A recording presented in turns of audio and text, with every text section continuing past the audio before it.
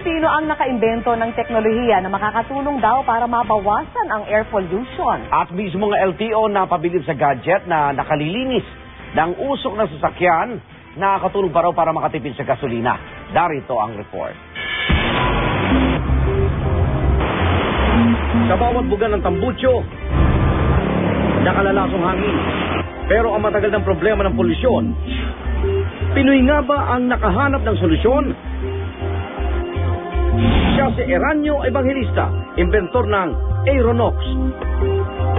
Isang klase ng teknolohiyang nakalilinis daw ng usok galing sa mga sasakyan. Dinuplika ko yung ginagawa ng kidlat. Pag pumasok yung nitrogen na 78% plus 21% na oxygen, plus pollution, kukonvert siya as nitrous. Pag dumating sa loob ng engine niya, nag-100%. Kaya wala ka ng pollution.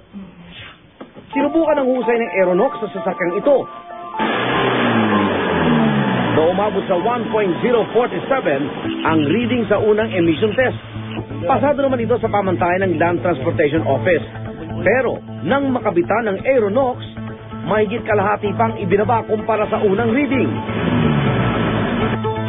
Sa ikalawang reading, umabot ito ng 0.36. Pag nagkataon, malaking tulong daw ito, lalo pat usok mula sa mga sasakyan ang pangunahing sanhi ng polusyon sa hangin.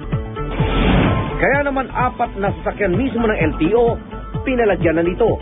Itong Aeronox ito na invention ng Pilipino, nakaka-reduce sa smoke natin yung pollution. Tapos saves fuel, saka more engine power. Umaabot ng 7,000 hanggang 10,000 pesos ang Aeronox.